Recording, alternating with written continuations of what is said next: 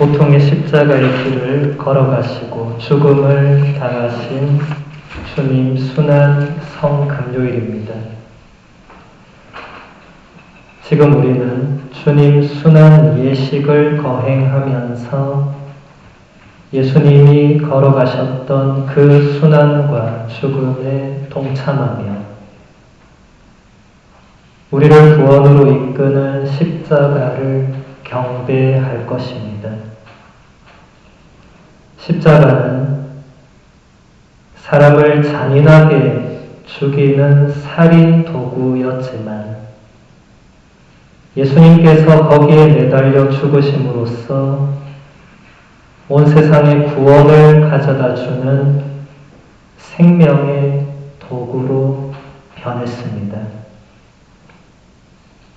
그래서 우리는 십자가를 경배합니다.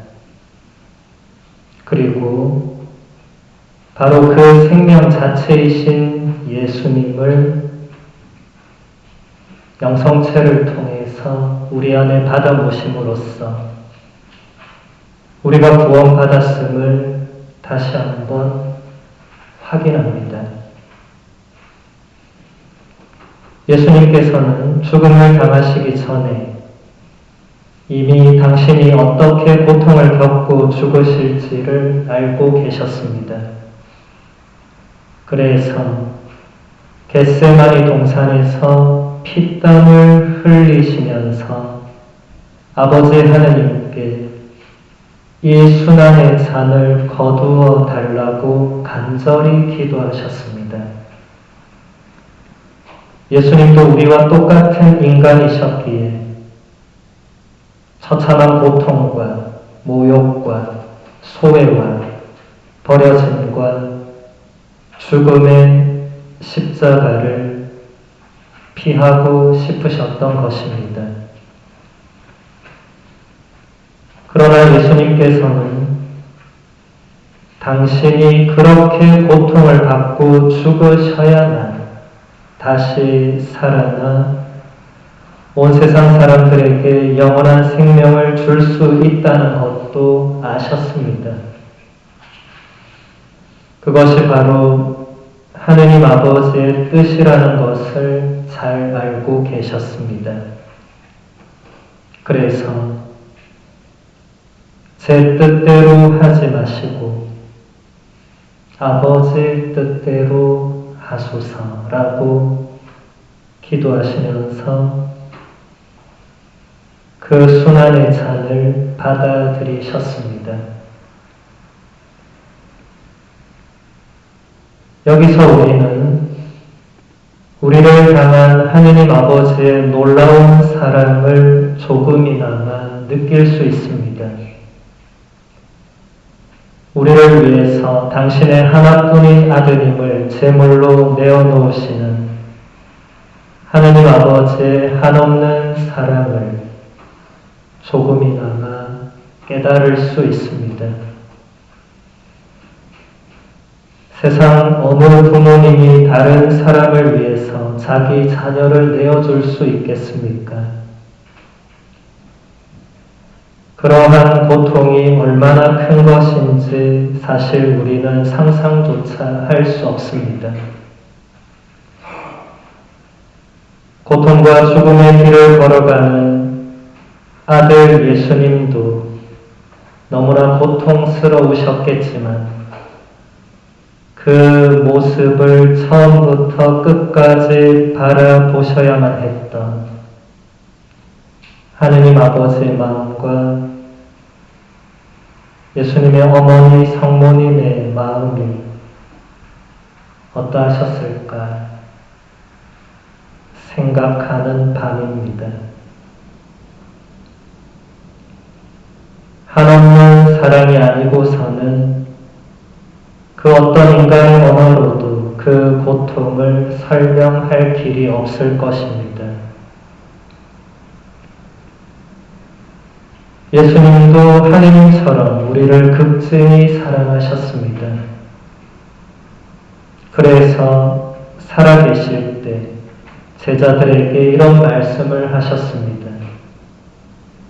벗을 위하여 자기 목숨을 바치는 것보다 더 큰 사랑은 없다. 예수님은 당신이 말씀하신 이 큰 사랑을 이제 당신의 목숨을 직접 바치심으로써 몸소 보여주셨습니다. 예수님의 이 큰 사랑 앞에서 우리가 할 수 있는 것이 무엇일까?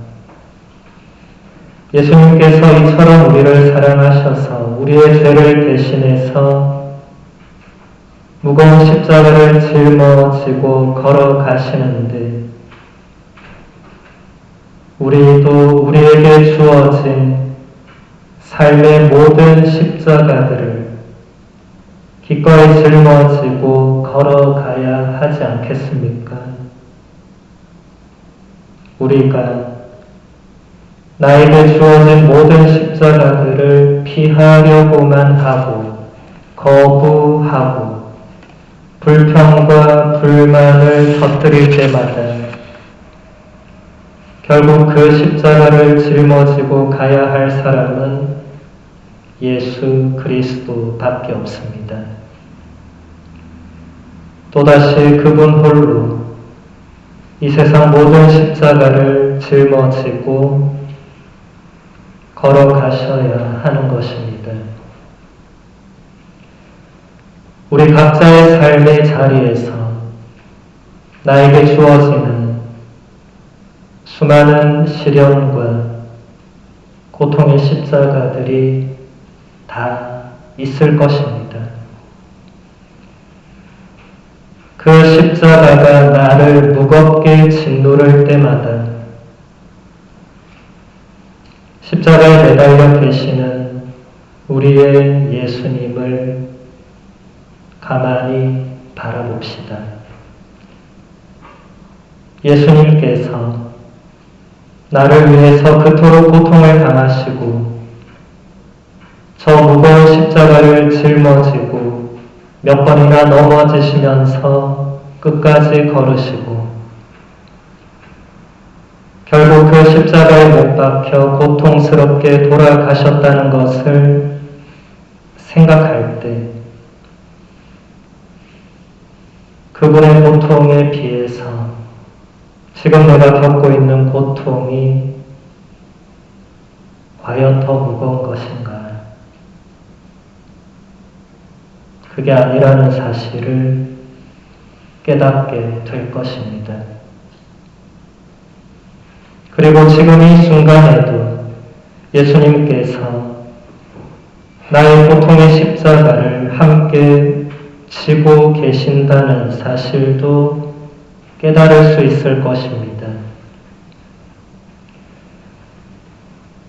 또 한 번 예수님 홀로 십자가를 짊어지고 죽으러 가시는 일이 생기지 않도록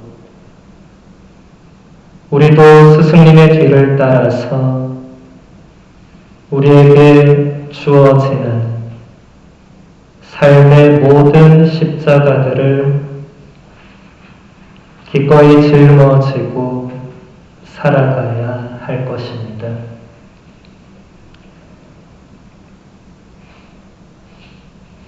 오늘 성금요일을 맞아서 하루 종일 예수님의 순환과 죽음의 그 의미를 묵상하면서 왜 해마다 우리가 이것을 이렇게 기념하는가 생각해 보았습니다. 어떤 사람들은 농담으로 어제 일도 기억이 안 나니까 1년에 한 번은 기념해야 된다. 그렇게 말하기도 하던데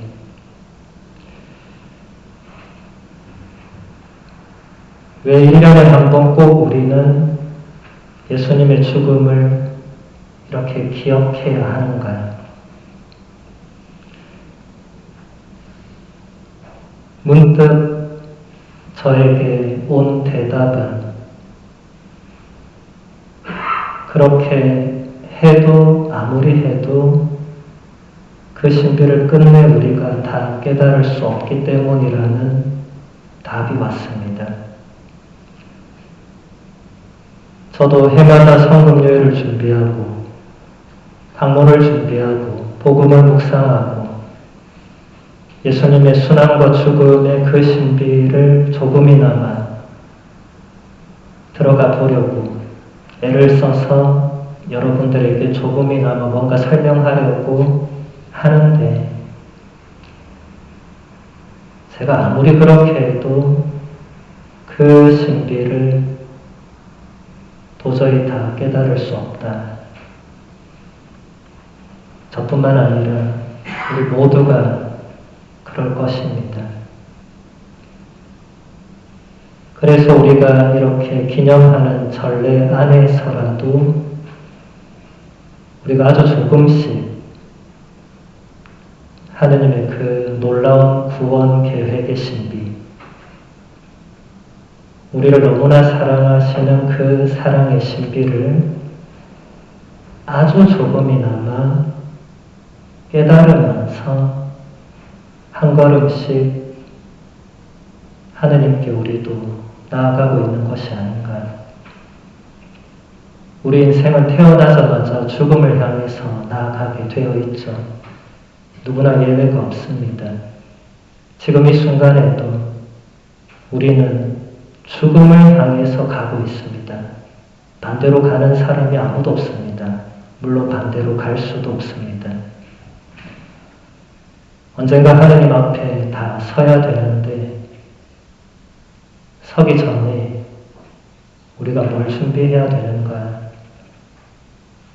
이 하느님 사랑의 놀라운 신비를 조금이라도 더 깨닫고 가야 된다. 아주 조금이라도. 제가 오늘 얻은 결론은 그것입니다. 조금이라도 깨달아야 된다. 아무것도 못 깨닫고 그냥 가도 그분이 받아주시고 안아주시겠지만 그러면 우리가 너무 그분께 죄송할 것입니다. 그래서 오늘 이 밤에 예수님의 죽음과 그분의 무덤과 이 어두운 밤을 묵상하면서 하느님의 그 사랑의 신비를 우리가 조금이나마 깨달을 수 있는 은총을 이 예식 중에 함께 청하면 좋겠습니다.